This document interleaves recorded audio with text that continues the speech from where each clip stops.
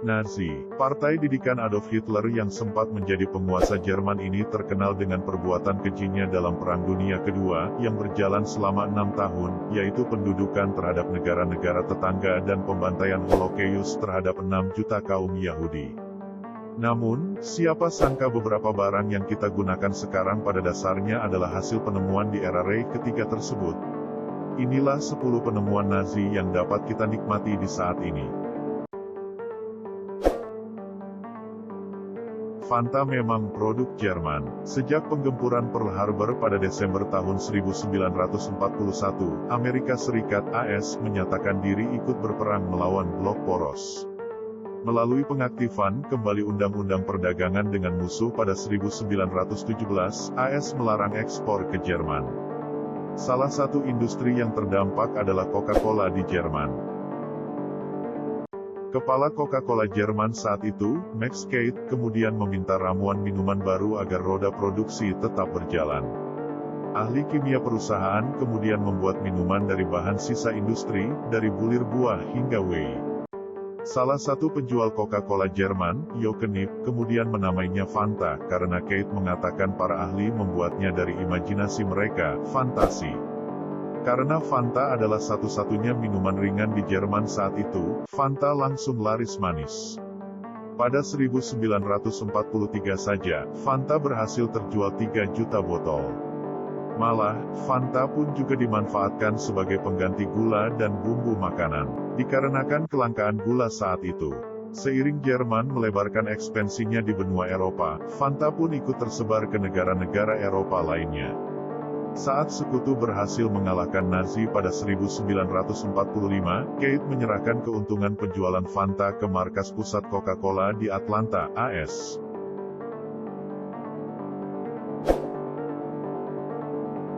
Siapa kira, Nazi ternyata berpengaruh dalam penemuan kaset dan pita rekaman yang sempat populer pada tahun 1960-an 1990-an.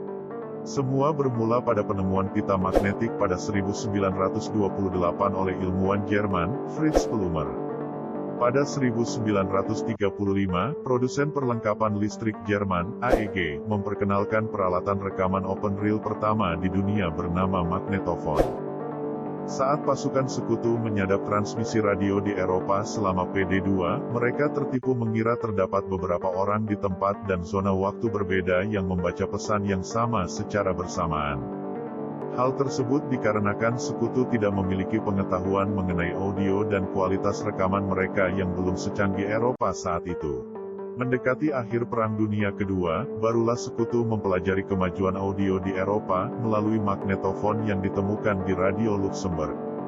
Perangkat tersebut dibawa ke AS dan pada 1963-an, barulah Philips mengeluarkan kaset yang dianggap bentuk inovasi dari pita rekaman pada masa Perang Dunia Kedua. Sejak ditemukan pada 1934, 56 bahan minuman alkohol digestif yang diminum sesudah makan, asal Jerman, Jägermeister yang artinya ahli berburu, tidak pernah berubah.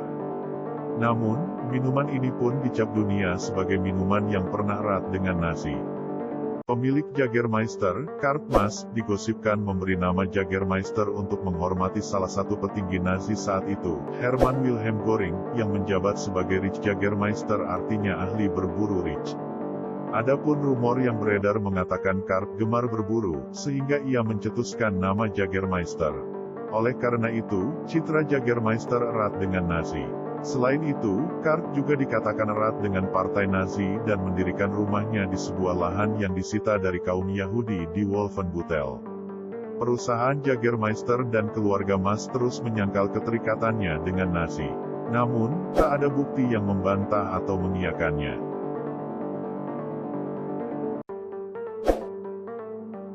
Siapa kira Jerrycan atau Jerigen adalah salah satu produk yang hadir di zaman Nazi? Dinamai Jerrycan, Jerry adalah sebutan sekutu untuk Jerman. Pada 1937, Nazi mengembangkan Jerrycan dengan nama Wehrmacht Einheitskanister atau kanister standar Wehrmacht atau disebut Angkatan Bersenjata Nazi. Tujuannya adalah untuk menjaga pasokan bahan bakar di tengah medan perang. Jerigen kemudian dikembangkan lebih lanjut oleh ilmuwan AS, Paul Claeys, yang bersama rekan asal Jermannya menemukan sampel jerigen di Bandara Berlin-Tempelhof dan mengirimnya ke Washington DC. Akan tetapi, Kementerian Perang AS saat itu tetap memakai galon dari Perang Dunia ke-1, yang lebih repot dibuka dan gampang bocor. Akhirnya, AS mengakui kemutakhiran desain jerigen Jerman yang mampu memuat lebih dari 200 liter bahan bakar dan dipasangkan pegangan agar lebih mudah dibawa. Sekutu kemudian menamainya Jerrycan karena datang dari Jerman. Presiden ke-32 AS, Franklin D. Roosevelt pun memuji kontribusi jerigen untuk Sekutu dalam melawan Jerman. Tanpa jerigen-jerigen ini, mustahil bagi tentara kita untuk melintasi Prancis dalam menghadang serangan Blitzkrieg Jerman pada 1940, ujar Presiden Roosevelt. Perlu diluruskan sebelumnya, Nazi Jerman tidak menemukan alat penglihatan malam atau night vision. Namun, Nazi menjadi yang pertama membekali personil militernya dengan alat penglihatan malam. Nama alatnya adalah Zielgerät 1229, ZG 1229, Jerman menyebutnya Vampir.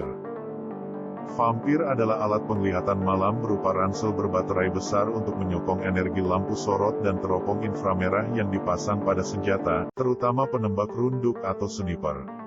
Saat lampu sorot memancarkan sinar inframerah, teropong khusus pada senapan kemudian melacak sinar tersebut.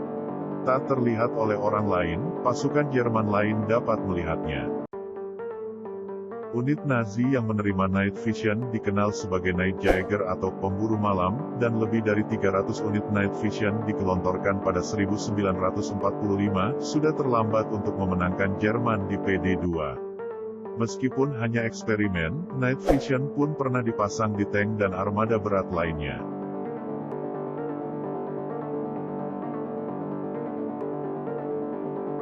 Itulah beberapa penemuan, yang tanpa Nazi tak akan pernah ada.